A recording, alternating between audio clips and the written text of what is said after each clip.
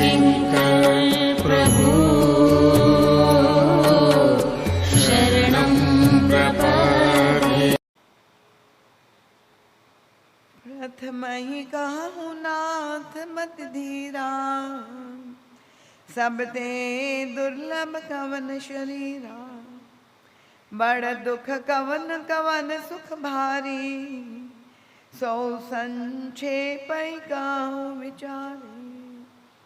संत असंत मरम तुम जानऊ, तिन कर सहज स्वभाव बखानऊ। कवन पुण्य श्रुति विदित विशाला, काहू कवन अग परम कराला। मानस रोग काहू समुझाई, तुम सर्वज्ञ कृपा अधिकारी।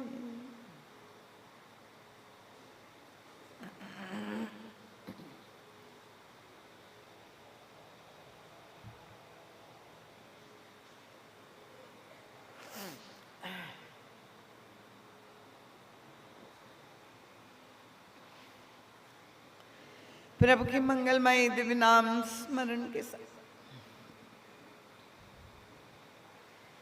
सर्वप्रथम मैं अपने परमाराध्य प्रातः स्मरणीय परम वंदनीय अर्चनीय श्री सद्गुरुदेव भगवान की अत्यंत कृपामयी वात्सल्यमयी मंगलमयी आनंदमयी ज्ञानमयी विज्ञानमयी प्रकाशमयी तेजोमयी दिव्य उपस्थिति को यहाँ पर प्रत्यक्ष रूप से अनुभव करते और श्री सद्गुरुदेव भगवान के परम कृपामयी श्री चरण कमलों में अपना सिर रखकर साष्टांग दंडवत प्रणाम करती हूँ।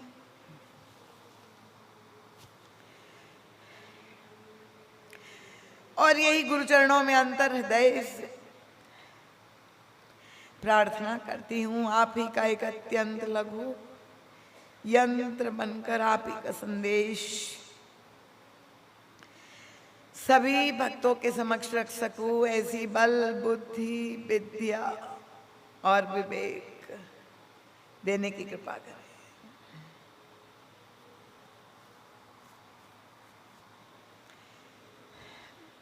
गुरु चरणों से अनंत हृदयाशीष कोटिशः मंगलाशीष प्राप्त करके भगवान श्री राम के इस पवित्र ननिहाल नगर में के सभी समुपस्थित रामानुरागी कथा रसिक श्रद्धालु जिज्ञासु भावुक प्रबुद्ध सुधी श्रोता महानुभाव वंदनीय मातृशक्ति, सुदूर से पधारे हुए सभी आगंतुक भक्तवृंद, आयोजक समिति द्वय, श्री राम किंकर आध्यात्मिक मिशन एवं श्री जे.के. लक्ष्मी सीमेंट के सभी समर्पित सेवक वृंद, इस सिंधु पैलेस के सभी सेवादार, भक्त वृंद, सभी वरिष्ठ और विद्वत वृंद, नामी एवं अनामी समस्त विशिष्ट विभूतियां जो यहाँ पर समुपस्थित है, अग्रिम पंक्ति से लेकर अंतिम पंक्ति तक भगवत कथा श्रवण करने की पवित्र जिज्ञासा लेकर, उत्कंठा लेकर, श्रद्धा पूरित जिज्ञासा लेकर आप यहाँ पधारे हैं। दिशा चैनल के माध्यम से कथा का श्रवण लाभ लेने वाले सभी भक्तवृंद, आप सब मेरे लिए समान रूप से विशिष्ट है। सब का हृदय से मैं बहुत बहुत अभिवादन करते हुए सबके चरणों में बार बार नमन वंदन और प्रणाम करती हूँ।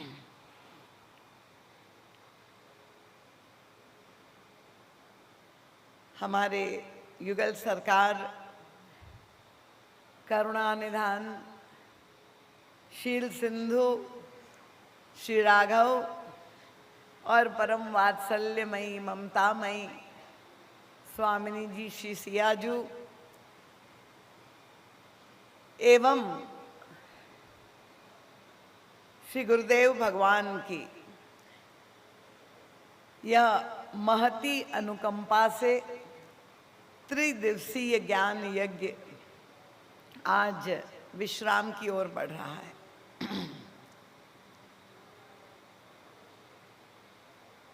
वैसे तो नित्य प्रति हमारे अत्यंत समर्पित डॉक्टर प्रोफेसर श्री नर्मदा प्रसाद जी मंच संचालन करते हुए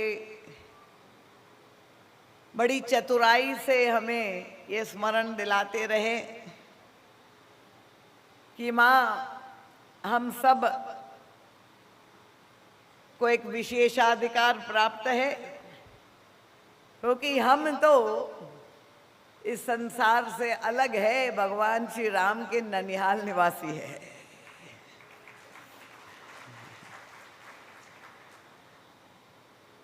और वास्तव में मुझे तो आप लोगों के सौभाग्य पर बहुत ईर्ष्या हो रही है।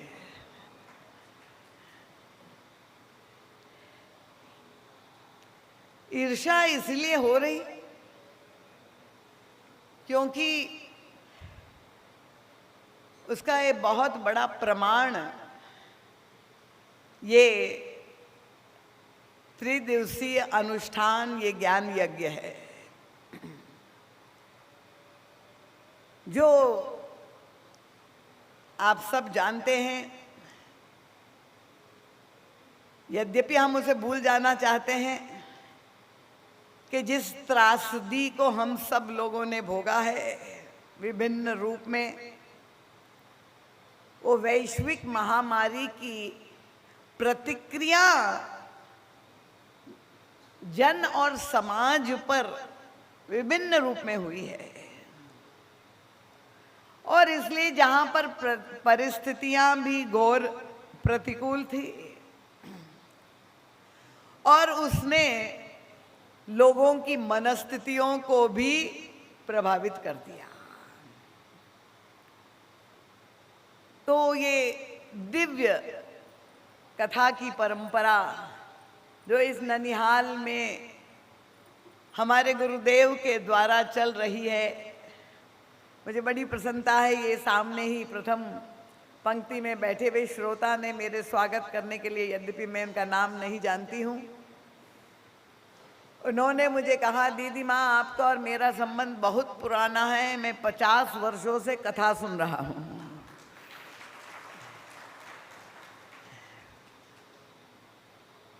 तो ये दिव्य कथा की परंपरा अनवरत जो चली आ रही थी, ऐसा लग रहा कि ये बाधित होने जा रही है। और संकट के बादल छाए हुए थे। किसी ने सुझाव दिया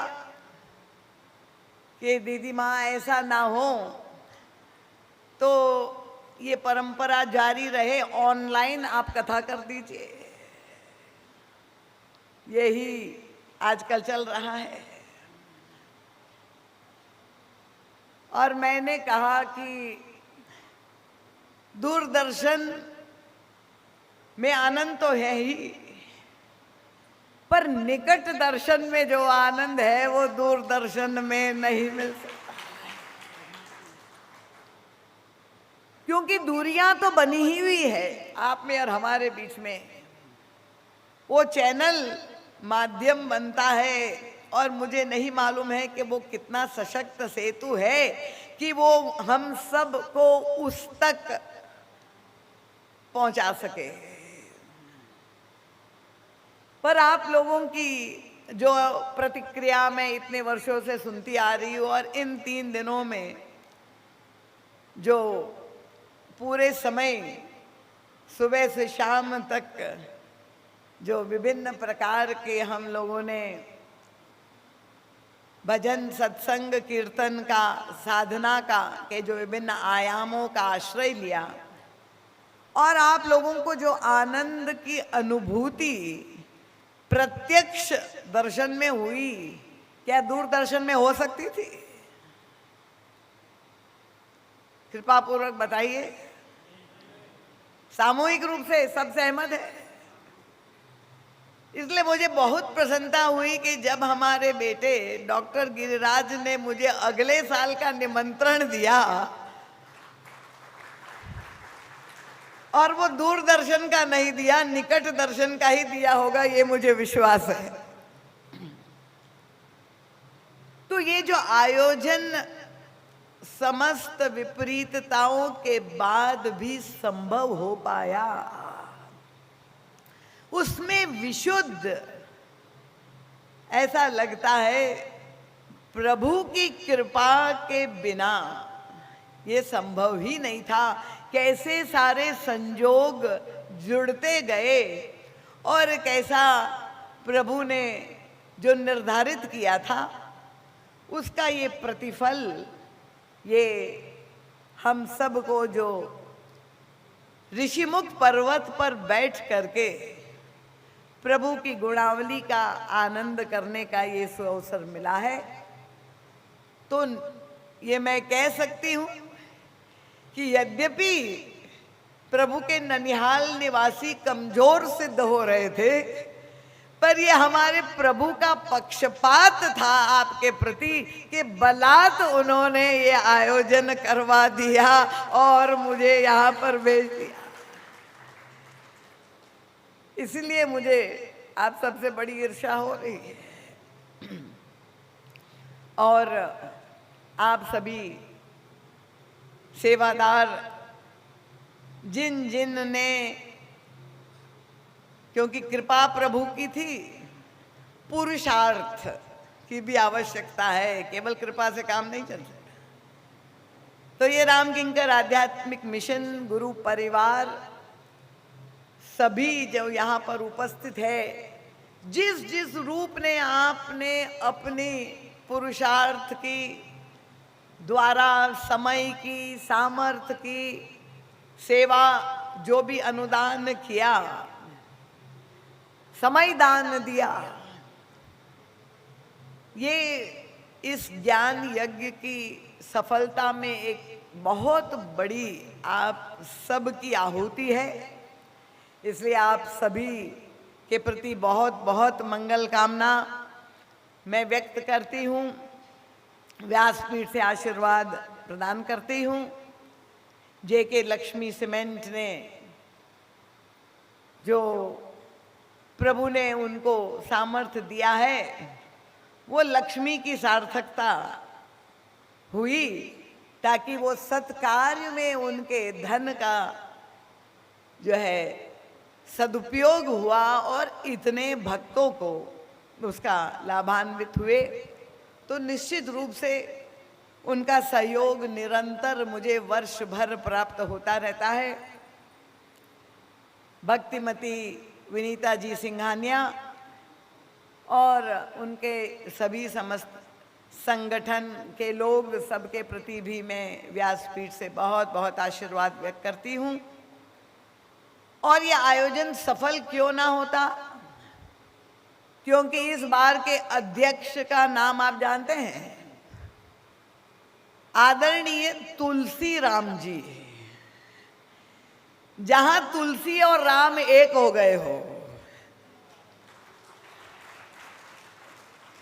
तो अपने आप में वो एक परिपूर्ण आयोजन है।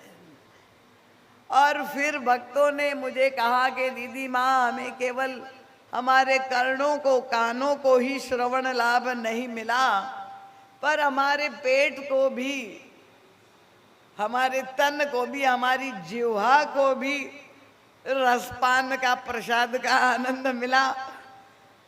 मैंने कहा वो भी सौभाग्य है, क्योंकि जो रसोईया है उनका नाम सीताराम है। तो जहां राम जी आदि से लेके अंत तक, यत्र सर्वत्र मुझे अपने गुरुदेव और प्रभु, कभी मैंने उनको दो के रूप में नहीं देखा। हमारे गुरुदेव तो अवतार पुरुष थे, और इसलिए इस आयोजन में आप सभी भक्तों, नामी एवं अनामी, क्योंकि प्रत्येक व्यक्ति को मैं धन्यवाद नहीं दे सकती हूँ, औपचारिकता की आवश्यकता नहीं है। हमारे डॉक्टर गिरिराज जी ने भी दे दिया, नर्मदा प्रसाद जी ने भी दे दिया। आप सब की सेवाएं जो है मुझे जो प्राप्त है, आप सबकी श्रद्धा, आप सबका विश्वास, आप सबकी प्रीति, ये मेरी जीवन की सबसे बड़ी निधि है। और इसलिए मैं धन्य हूँ कि आप लोगों ने जो है इस निमित्त को इतना महत्व दिया। पर जैसे मैं नित्य प्रति आपके समक्ष ये कहती हूँ, मेरी तो अनुभूति है, आपकी है कि नहीं, पर मैं तो केवल एक निमित्त के रूप में, इस माइक के जैसे यहाँ यंत्र के रूप में आपके सामने बैठी हूँ। बोलने वाला कोई और ही है, और जो संदेश वो देना चाहता है वही संदेश आप तक मैं पहुँचाती हूँ। आइए मन बुद्धि चित्त को एकाग्र करके हम लोग प्रस्तुत हो जाए। वो दिव्य वचनामृत, वो दिव्य वाणी का अवतरण जो गुरुदेव के गोमुख से, मुखारविंद से नित्य प्रति होता रहा है।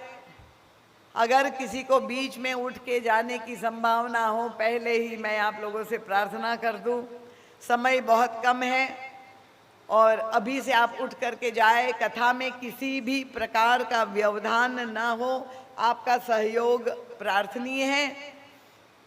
और जिस प्रसंग पर चर्चा गत 2 दिनों से चल रही थी, उसी क्रम को और आगे आज हम बढ़ाने का प्रयास करेंगे। ये प्रसंग जिसमें महत्वपूर्ण प्रश्न उठाए गए हैं मानस के उत्तरार्ध में, वो प्रत्येक व्यक्ति के लिए परम उपादेय है, परम प्रासंगिक है। और इसलिए हम लोग जो सामूहिक रूप से, क्योंकि गुरुदेव भगवान ने पूरे मानस का मंथन करके वह दिव्य चिंतन, वह दिव्य नवनीत जो हमें प्रदान किया है, उस युग तुलसी की ही दृष्टि प्राप्त करके हम उनके इस दिव्य चिंतन को हृदयंगम करने की चेष्टा करते रहे हैं।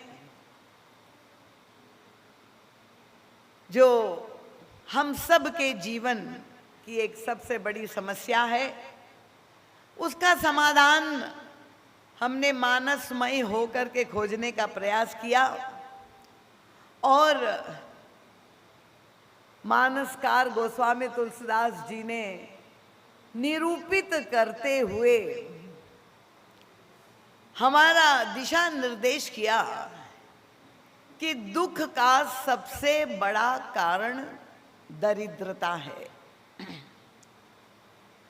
और वो दरिद्रता को बड़े व्यापक अर्थों में गोस्वामी तुलसीदास जी ने यहाँ प्रस्तुत किया है। यद्यपि उन्होंने व्याख्या नहीं की, केवल इतना ही लिखा है कि नहीं दरिद्र सम दुख जग माही।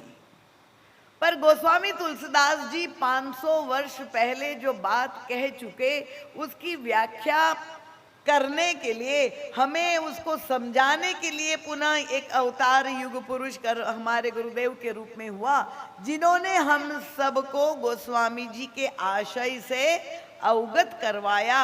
ये दरिद्रता के प्रकार क्या है और उसके साथ हम सबको चिंतन करने के लिए प्रेरित किया है कि यदि हम उस पूर्ण परिपूर्ण ब्रह्म के अंश है जो सच्चिदानंद है, तो उसके बाद भी हम दरिद्र क्यों हैं? और जैसे संतों का स्वभाव होता है, गुरुदेव ने भी हमको ये सब जो बातें बार बार वेदों में, उपनिषदों में, पुराणों में कही गई, हमें स्मरण दिलाया। हमारे सबसे जो है पुराने संबंधी, पुरातन संबंधी, और क्या संबंध है वो हमारा उनसे? उनके हम ब्रह्म और जीव, पर ब्रह्म परमात्मा और जीवात्मा नित्य सखा है, हम मित्र है। ये मैंने आपसे कहा था कि मित्र मैत्री ये बराबरी में ही होती है। अन्य जितने भी संबंधों में आप देखें, उसमें मित्रता आप जिससे करते हैं जो आपसे, जिससे आप बराबरी समझते हैं। और अब प्रभु की कृपा अनुभव करिए कि वे जीव को अपना सखा, ये फ्रेंडशिप बैंड जो हम हाथ में बांधते, एक दिन मनाते हैं फ्रेंडशिप डे, पर हमारा शास्त्र कहता है कि ये जन्म जन्मांतर से ऐसा प्रभु ने हम सबको एक निमंत्रण दिया है, एक ऐसा फ्रेंडशिप बैंड बांधा है कि हम तो नित्य सखा है। पर प्रश्न ये है, शाश्वत सखा है, पर ये दो सखाओं के बीच में इतनी बड़ी दूरी क्यों उत्पन्न हो गई है? और कृपा पूर्वक मैं जो भी यहाँ पर वॉलेंटियर्स हैं उनसे निवेदन करूँगी, बाद में जो भी आए वो पीछे उनके बैठने की व्यवस्था करे। अगर स्थान ना हो तो ऊपर जाए, आगे आने का प्रयास कोई नहीं करेगा, क्योंकि हमें बहुत शीघ्रता से इस प्रसंग के महत्वपूर्ण बिंदु को आत्मसात करना है। तो ये जो दरिद्रता है हमारे जीवन में, उसका मूल कारण क्या है? ये जो दूरी उत्पन्न हो गई है दो मित्रों में, दो सखाओं में, उसका कारण क्या है? और मानसकार का कथन है कि ये अज्ञानता नहीं है, ये दरिद्रता के मूल में है मोह की वृत्ति। गोस्वामी तुलसीदास जी कहते हैं, अहो मोह महा महिमा बलवाना। ये मोह की जो महिमा है, एक ऐसा शक्तिशाली सार्वकालिक, ये शत्रु कहे, विकार कहे, ये मोहांधकार के कारण ही व्यक्ति दरिद्रता का दुख भोग रहा है। और मोह की परिभाषा आप सब जानते हैं, ये मुझे विश्वास होगा, क्योंकि इतने वर्षों से, 50 वर्ष से सुन रहे हैं। अगर कोई नए श्रोता पहली बार आए तो केवल आपको याद दिला दूं कि मोह का मतलब क्या है। अज्ञानता और मोह में जो अंतर है, नहीं जानना, किसी भी वस्तु का ज्ञान न होना को अज्ञानता कहते हैं। और अज्ञानता के वश अगर हम जीवन में कोई त्रुटि करें तो कोई आश्चर्य नहीं है, कोई अपराध हो जाए तो वो क्षम्य हो सकता है। पर जान करके भी अगर हम बार बार वही त्रुटि की पुनरावृत्ति अपने जीवन में करते ही रहते हैं, तो बुद्धि जिस सत्य से अवगत है, अगर उस बुद्धि का हम अनादर करते रहते हैं, महर्षि चरक ने उसे आयुर्वेद में शब्द दिया, इसको प्रज्ञा अपराध कहते हैं। दूसरे ने अगर कुछ आपको मति दी, दूसरे की बुद्धि का आपने अनादर किया, वो तो एक बात है, पर आपकी बुद्धि भी अगर आपको सावधान कर रही है, क्योंकि ज्ञान सबको है, सब जानते हैं हमारे जीवन का लक्ष्य क्या है, प्रभु ने हमें ये मनुष्य शरीर क्यों दिया है। ये भगवान वाचो, चाहे भगवत गीता हो, चाहे रामचरितमानस, बड़े भाग मानुष तन पावा, क्यों दिया है? उनका साधन धाम मोक्ष कर द्वारा। पर जीव की स्थिति क्या है? बिहारी ने जीव की स्थिति को देखकर एक दोहा लिखा। बिहारी के जो दोहे बड़े प्रसिद्ध है, बड़े गंभीर होते थे। उसने कहा, कौन निकस्यो यही जाल फंसी, कत कुरंग अकुलात। उन्होंने ये प्रवृत्ति, ये मोह माया की जो संसार है, जिसमें व्यक्ति पूरी तरह से फंसा हुआ है, यही व्यवहार में बार बार शब्द निकलता है, ये प्रवृत्ति, ये मोह जाल, ये माया जाल, क्या बताए, हम निकल ही नहीं पा रहे। तो जीव को उन्होंने एक मृग की उपमा दी, और मृग फंस गया है। कहाँ फंस गया? उनका एक माया जाल में, कर्म के, प्रारब्ध के, प्रवृत्ति के मोह पाश में, माया जाल में फंस गया। अब वो निकलने के लिए व्याकुल है कि किसी तरह से इस जाल से मैं छूट करके मुक्त हो जाओ, बंधन से फंस गया है। पर उनका को निकस्यो यही जाल फंसी, कत कुरंग अकुलात। उनका जो जो सुलझी भगत चाहो, व्यक्ति तो भागना चाहता है, त्यों त्यों उलझत जात।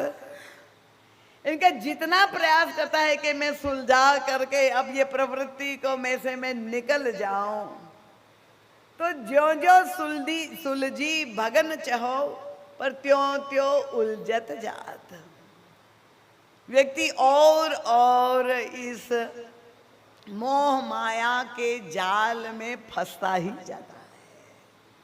और गोस्वामी तुलसीदास जी ने भी कहा, प्रभु ये जो मोह है वो दलदल है, मैं जितना प्रयास करता हूं कि ये कीचड़ में मैं फंसा हुआ, और जितना मैं साधन का जल डाल करके कीचड़ को मिटाने का प्रयास करता हूं, वैसे ही वो दलदल में मैं और फंसता जा रहा हूं। तो अगर हमें पता ना हो और हम गलती करें, तब तो ये क्षम्य अपराध है। पर ये मोह की वृत्ति पर विजय प्राप्त करना, इसलिए भगवान श्री राम ने जब अवतार लिया, भगवान श्री कृष्ण ने जब अवतार लिया, उनका उद्देश्य कथा के प्रथम दिन से मैंने कहा था कि मानव मात्र के को विश्राम देना, उनको दरिद्रता और दैन्य के दुख से मुक्त होने के लिए ही हमारे अवतार प्रभु आए।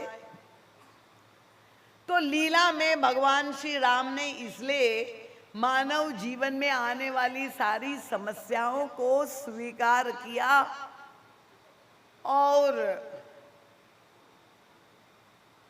गोस्वामी तुलसीदास जी ने विनय पत्रिका में प्रभु की इस लीला को पात्रों के द्वारा, जो विभिन्न पात्र है, उसको दार्शनिक रूप से प्रस्तुत किया। ये मोह कौन है? तो गोस्वामी जी ने कहा, मोह दश मौल तदभ्रात अहंकार। ये जो प्रबल शत्रु है जीव मात्र का, और प्रभु की लीला में जो सबसे शक्तिशाली शत्रु है, जिसको रावण के रूप में हम जानते हैं, वो ही मोह का प्रतीक।